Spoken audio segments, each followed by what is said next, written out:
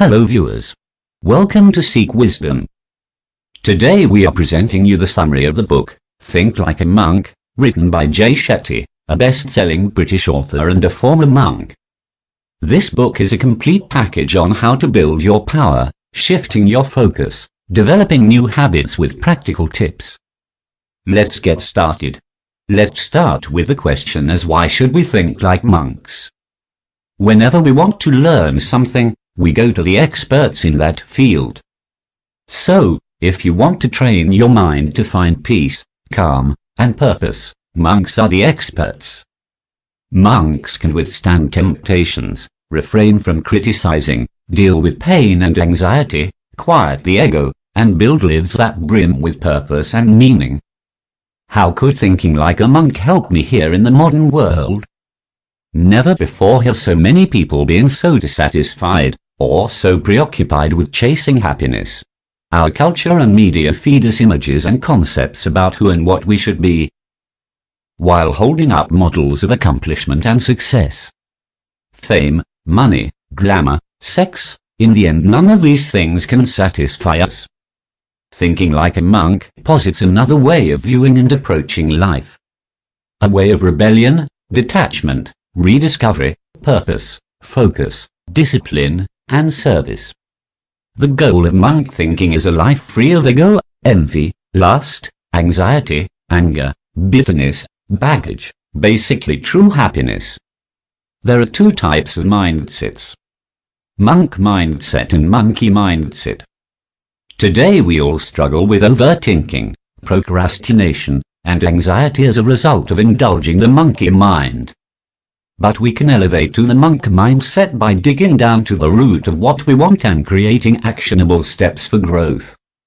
The monk mindset lifts us out of confusion and distraction and helps us find clarity, meaning, and direction. Our identity is wrapped up in what we think others think of us. When you try to live your most authentic life, some of your relationships will be put in jeopardy. The voices of parents, friends, education, and media will crowd a young person's mind. Seeding beliefs and values. The first step to build your monk mind is to filter out that noise and look within. Journey of becoming a monk starts by looking at the external forces that shape us and distract us from our values. Then we will take stock of the values that currently shape our lives and reflect on whether they're in line with who we want to be and how we want to live. Without these values we are swept away by distractions. Now question arises, from where these values come? Everyone is born into a certain set of circumstances, and our values are defined by what we experience, by whatever absorbs our mind. No matter what you think your values are, your actions tell the real story. What we do with our spare time shows what we value. First, let's assess how you spend the time when you're not sleeping or working. Audit how much time is spent on media or devices. Like time, you can look at the money you spend to see the values by which you live. Exclude necessities like home, dependents, car, bills, food, and debt. Now look at your discretionary spending. The next step is to decide what your values are and whether your choices are in alignment with them. There are higher and lower values. Higher values propel and elevate us toward happiness, fulfillment, and meaning. Lower values demote us toward anxiety, depression, and suffering. We humans cling to stuff, people, ideas, material possessions, thinking it's unnatural to purge, but letting go is a direct route to stillness. Choices come along every day, and we can begin to weave values into them. Once you have filtered out all distractions, let the world in. Learn from other people what good qualities you admire in family, friends. We have 3 emotional needs: peace, love, and understanding. Negativity springs from threat to any one of the 3. This comes in the form of comparison, complaint, or criticism. Studies show that negativity can increase aggression toward random, uninvolved people, and that the more negative your attitude, the more likely you are to have a negative attitude in the future. Don't expect anyone to be perfect. Don't think you are perfect. Instead of judging negative behavior, we should try to neutralize the charge, or even reverse it to positive. Monks lead with awareness. There is no commandment that says we have to be upset by the way other people treat us. The reason we are upset is because we have an emotional program that says, if someone is nasty to me, I cannot be happy or feel good about myself. Instead of reacting compulsively and retaliating, we could enjoy our freedom as human beings and refuse to be upset. The simplest response is to back slowly away. For every negative person in your life, have 3 uplifting people. Do your part in making the friendship an uplifting exchange. Don't just spend time with the people you love, grow with them. Another way to reduce negativity, if you can't remove it, is to regulate how much time you allow a person to occupy based on their energy. Once we recognize and begin to neutralize the external negativities, we become better able to see our own negative tendencies and begin to reverse them. Competition breeds envy. The more we define ourselves in relation to the people around us, the more lost we are. The key to real freedom is self-awareness. To purify our thoughts, monks talk about the process of awareness, addressing, and amending. Author remember this as spot, stop, swap. First, we become aware of a feeling or issue, we spot it. Then we pause to address what the feeling is and where it comes from, we stop to consider it. And last, we amend our behavior, we swap in a new way of processing the moment. In addition to making our negativity more productive, we can also deliberately swap in positivity. Often nuisances like complaining, comparing, and gossip can lead to bigger negative emotions like anger. To control anger, only best option is forgiveness. Forgiveness has been shown to bring peace of mind and to conserve our energy and is also linked to the slew of health improvements. Forgiving not only other but also ourselves. Like we feel guilt for something done in past, and is not matching with our present values, so instead of feeling guilty, we should be happy as we have made progress. All the negativity usually comes from fear. Fear and anxiety disconnect us from our abilities because since childhood, we have been told that fear is negative. But the truth is, we can never live without fear and anxiety.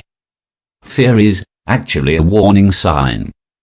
We can use our fear of the effects of climate change to motivate us to develop solutions, or we can allow it to make us feel overwhelmed and hopeless and do nothing as a result. We let our fear drive us, but fear itself is not our real problem. Our real problem is that we fear the wrong things. Often, we notice fear's warning but ignore its guidance. If we learn how to recognize what fear can teach us about ourselves and what we value, then we can use it as a tool to obtain greater meaning, purpose, and fulfillment in our lives. Next comes stress. The first thing we need to realize about stress is that it doesn't do a good job of classifying problems. When your brain shouts fear, your body can't differentiate between whether the threat is real or imagined. Our bodies prepare us to fight or flee, or sometimes to freeze. If we launch into this high alert fear state too often, all of those stress hormones start to send us downhill, affecting our immune systems, our sleep, and our ability to heal. Yet studies show that being able to successfully deal with intermittent stressors contributes to better health. Dealing with fear and hardships will help you realize your capabilities and will improve your confidence. There are 4 different emotional reactions to fear. They are panic, freeze, run away or bury it. First 2 are short-term, while other 2 are long-term. However, all distract us from the situation and prevent us from using our fear productively. In order to change our relationship with fear, we have to change our perception of it. Once we can see the value that fear offers, we can change how we respond. When we track our fears back to their source, most of us find that they're closely related to attachment, our need to own and control things. This is monkey mind thinking. Monk mind thinking believes all things from houses to families are borrowed. Detachment is the ultimate practice in minimizing fear. Author has provided various to-do activities for facing various situations of life. All our actions are driven by 4 motivations. They are: 1. Fear. Fear alerts and ignites us. When we operate in fear for a long time, we can't work to the best of our abilities. 2. The mire of success. This is when we chase personal gratification. Our path to adventures, pleasures, and comforts often takes the form of material goals. But actually, happiness and fulfillment come only from mastering the mind and connecting with the soul, not from objects or attainments. Rest to our duty and love. After fear and success, we think duty and love has more to offer. Purpose and meaning, not success, lead to true contentment. When we understand this, we see the value of being motivated by duty and/or love. The more we upgrade from trying to fulfill our selfish needs to doing things out of service and love, the more we can achieve. When we live intentionally, life has meaning and brings fulfillment. To live intentionally, we must dig to the deepest why behind the want. This requires pausing to think not only about why we want something, but also who we are or need to be to get it.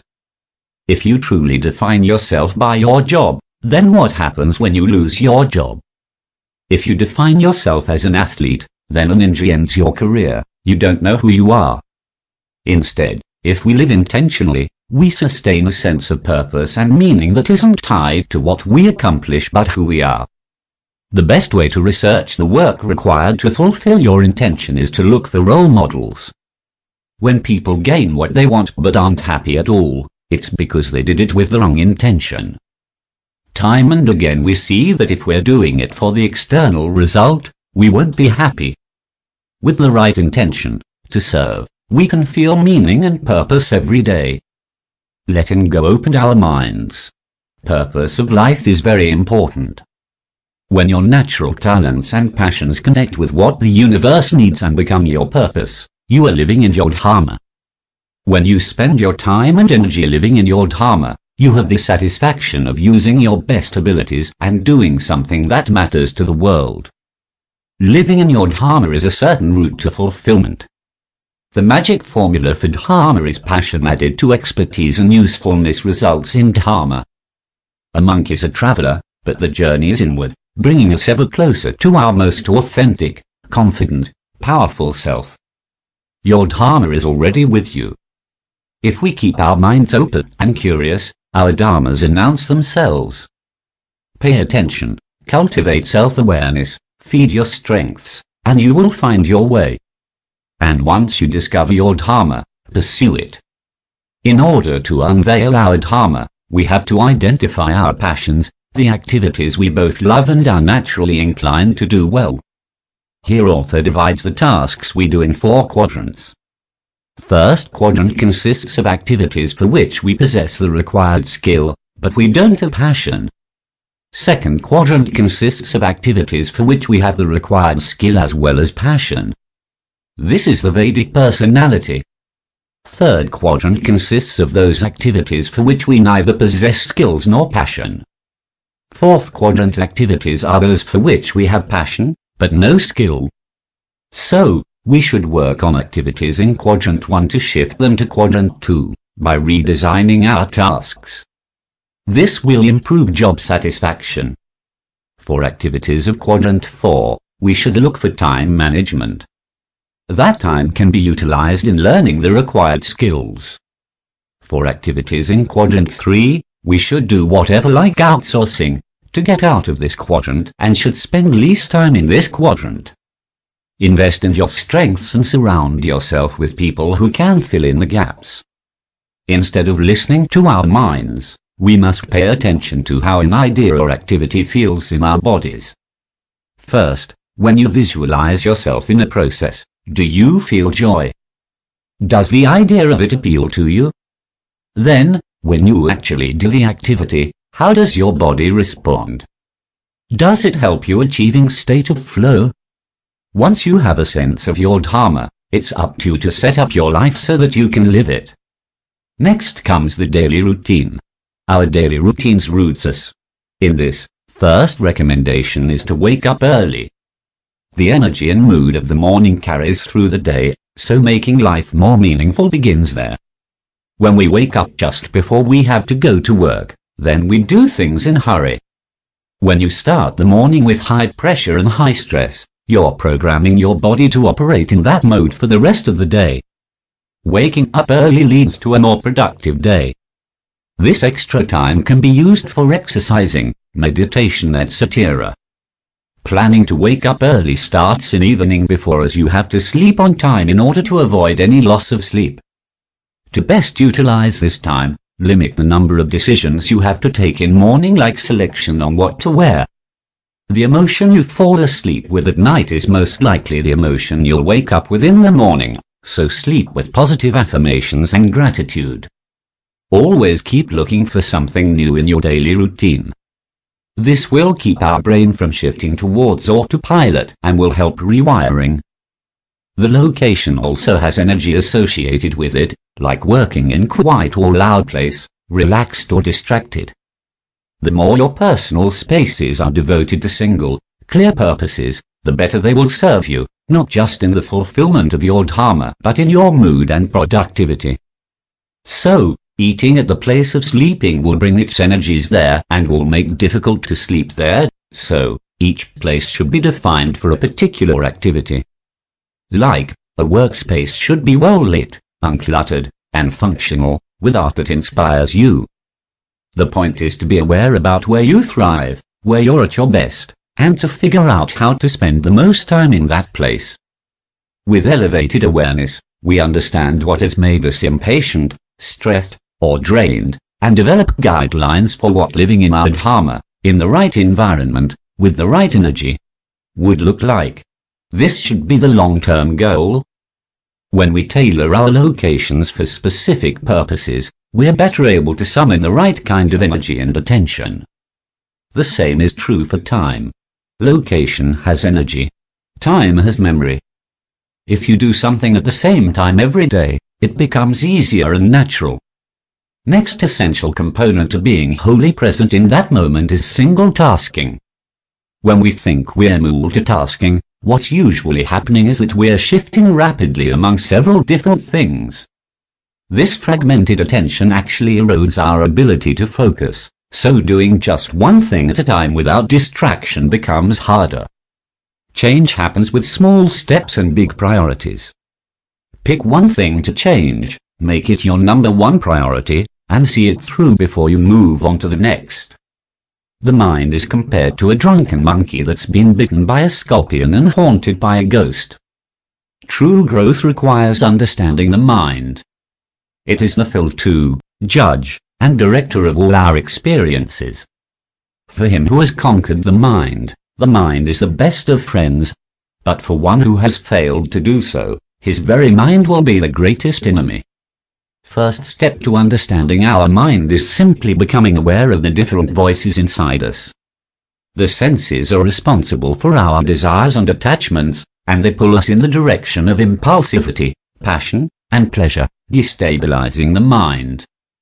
We want to minimize the mind's reactive tendencies, and the easiest way to do that is for the intellect to proactively steer the senses away from stimuli that could make the mind react in ways that are hard to control. We can never remove all senses and all triggers. Nor would we want to. Our goal is to figure out the meaning of a thought. That's what helps us let go. But temporarily, while we're strengthening our relationship with our minds, we can take steps to avoid triggering places and people by adjusting what we see, listen to, read, absorb. Meditation is an important tool that allows us to regulate sensory input. It may sound silly, but the best way to override the voices in your head is to start talking to them. Start talking to yourself every day. Feel free to address yourself with your name and to do it out loud wherever you're comfortable doing so. If you're like look for the worst in ourselves and tell ourselves that it will never change, then reframe your self-criticism in terms of knowledge. When you hear yourself say, "I'm bored," I'm slow, I can't do this. Respond to yourself, you are working on it. You are improving. When your mind is anxious and racing, when your thoughts are repetitive and unproductive, take 15 minutes to write down every thought that enters your mind. Writing can help us gain critical perspective we can use to find solutions. If you don't like writing, you can speak into your phone, then play back the audio file. Recording yourself puts you in an observer mindset, making you deal more objectively with yourself. When the anxious monkey mind stops to listen, respond it with compassion. It's about observing your feelings without judging them. Treat yourself with the same love and respect you want to show to others. Next is staying in the present moment. Only by detaching can we truly gain control of the mind. Detachment is a form of self-control that has infinite benefits across every form of self-awareness, but its origin is always in the mind. The Jitta defines detachment as doing the right thing for its own sake, because it needs to be done, without worrying about success or failure. Detaching means escaping the hold of the senses, of earthly desires, of the material world. Attachment brings pain. If you think something is yours or you think you are something, then it hurts to have it taken away from you. So, how to detach? Start with awareness. Spot the attachment. Like limiting use of social media. Next step is to stop and rethink it. What do you want to add and what do you want to subtract? The third step is to swap in new behavior. At first, when we make a change, the mind may rebel. Look for ways to ease the transition. Once the initial pangs of desire abate, you'll begin to feel the benefits of detachment. Detachment doesn't mean we completely ignore our bodies and our minds. We do not want to eliminate the voices in our heads or the body that carries them, we just want to steer them in the right direction. So, it is a continuous process. The good news is that the more practice you have at tuning into your mind, the less effort it takes. Next thing that holds us back from steering the mind is ego. There is a difference between ego and false ego. The real ego is our very essence, the consciousness that makes us aware and awake to reality. The false ego is an identity crafted to preserve our sense of being the most significant, the one who knows everything. This know-it-all is the biggest obstacle in learning.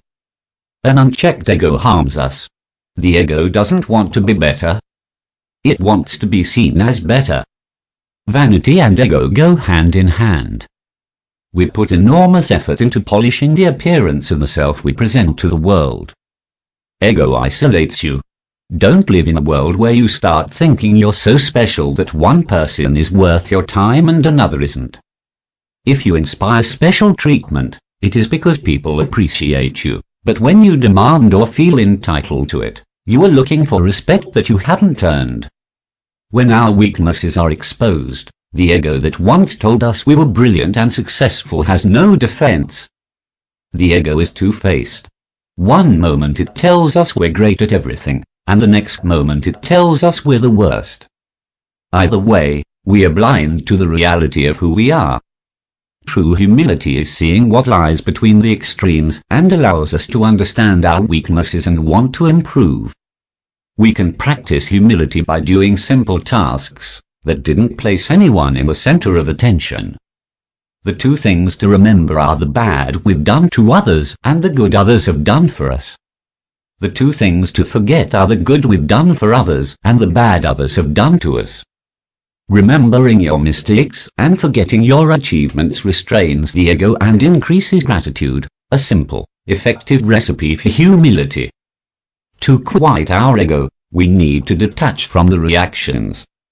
We should understand that what belongs to you today belonged to someone yesterday and will be someone else's tomorrow. Humility allows you to see your own strengths and weaknesses clearly, so you can work, learn, and grow. Spend time with healed, wise, service-driven people and you will feel humbled and motivated toward healing, wisdom, and service. Sustain this humility after you've achieved something too. Overcoming your ego is a practice, not an accomplishment. Real greatness is when you use your own achievements to teach others, and they learn how to teach others, and the greatness that you've accomplished expands exponentially. Rather than seeing achievement as status, think of the role you play in other people's lives. No matter how much you help others, feel no pride because there's so much more to be done. Once we have trained the mind to look inward, we are ready to look outward at how we interact with others in the world. Gratitude is a feeling of appreciation that comes when you recognize that something is valuable to you, which has nothing to do with its monetary worth. When you start your day with gratitude, you'll be open to opportunities, not obstacles. Gratitude has been linked to better mental health, self-awareness, better relationships, and a sense of fulfillment. Gratitude also helps us overcome the bitterness and pain that we all carry with us. When you're present in gratitude, you can't be anywhere else. If you've been through a breakup, if you've lost a loved one, if anything has hit you hard emotionally, gratitude is the answer. Gratitude has benefits not just for the mind, but for the physical body. Even if your life isn't perfect, build your gratitude like a muscle. If you train it now, it will only strengthen over time. Don't judge the moment. As soon as you label something as bad, your mind starts to believe it. Instead, be grateful for setbacks. Allow the journey of life to progress at its own pace and in its own roundabout way. The universe may have other plans in store for you. Kindness teaches gratitude. When you are part of the kindness-gratitude exchange, you will inevitably find yourself on the receiving end of gratitude. Taking a broader view helps us minimize our pain and appreciate what we have, and we directly access this broader view by giving. Embrace gratitude through daily practice, both internally, in how you look at your life and the world around you, and through action. Next comes the relationships. We often expect too much of others when we don't have a clear sense of their purpose in our lives. Let's consider 4 characteristics that we look for in the people we allow into our lives. Competence, care, character and consistency. To think like a monk about relationships, instead of looking for all 4 Cs, set realistic expectations based on what a person actually gives you, not what you want them to give you. When they don't have all 4 Cs, realize that you can still benefit from having them in your life. Love is a gift without any strings attached. Remember that you are also a season, a reason, and a lifetime friend to different people at different times. And the role you play in someone else's life won't always match the role they play in yours. Once you have established reasonable expectations from a relationship, then it is easier to build and maintain trust. Trust is central to every relationship. If the seed of trust is not planted effectively in the beginning, we grow a weed of mistrust and betrayal. There are 5 motivations with which we are initially attracted to other people. Physical attraction, materialistic, intellectual, emotional and spiritual.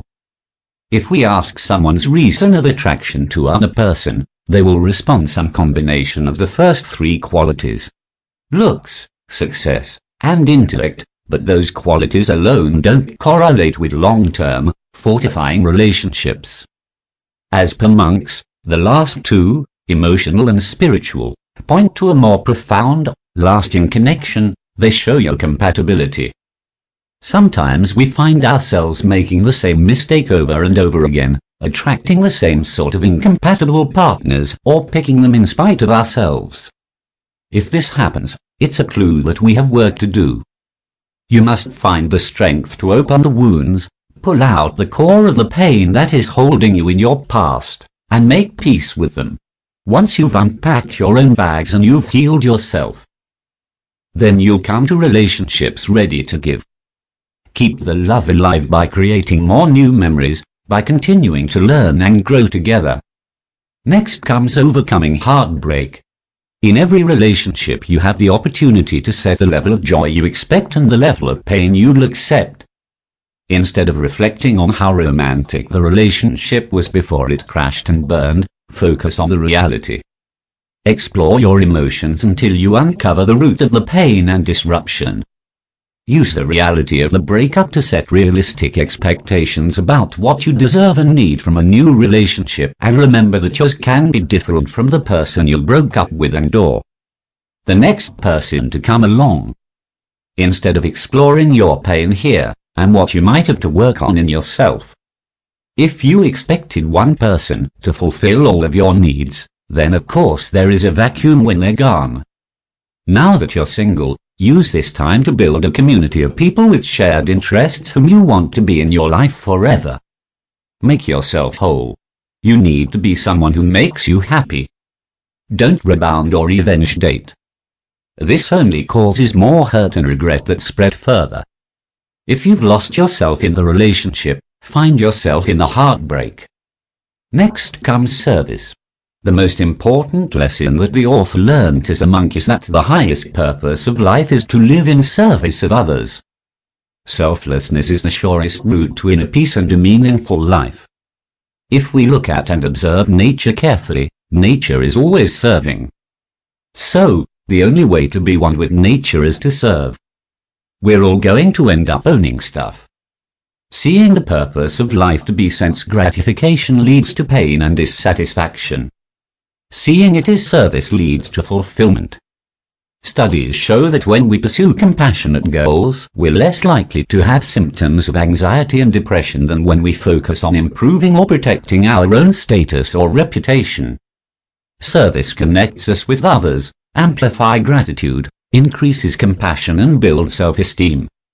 Now comes, when is the right time to start this? Don't wait until you have enough time and money to serve. You will never have enough. Start this now. Service helps other people and helps us. We don't expect anything in return, but what we get is the joy of service. It's an exchange of love. When you're living in service, you don't have time to complain and criticize. Now comes meditation. The physical nature of breath work helps drive distractions from your head. Many people run from meditation because they find it difficult and unpleasant. It is because the mind being trained in meditation trembles all over. But the point of meditation is to examine what makes it challenging. There is more to it than closing your eyes for 15 minutes a day. It is the practice of giving yourself space to reflect and evaluate. Actually, when you align with your breath, you learn to align with yourself through every emotion, calming, centering, and distressing yourself. To aid your efforts, incorporate visualization in meditation practice. In order to create something, we have to imagine it. This is why visualization is so important. Whatever we build internally can be built externally. You should choose positive visualizations, like being in a place that can make you calm. Next, we need to incorporate sound meditation into our practice to connect with the energy of the universe. Monks harness the power of sound by repeating affirmations or mantras during meditation. Where affirmations change the way you speak to yourself, mantras change the way you speak to the universe. Hope you find it inspiring and will work on starting fresh start. However, don't expect anything to change suddenly. When you fail, don't judge the process and don't judge yourself. Give yourself latitude to recover and return to a flexible focus on what you want. Don't make perfection as your goal. Start your day with breath work, visualization and mantra. Here we will wind up the video. If you like the video, hit the like. Share it with your friends. Subscribe to this channel for more such videos. Be safe, be happy.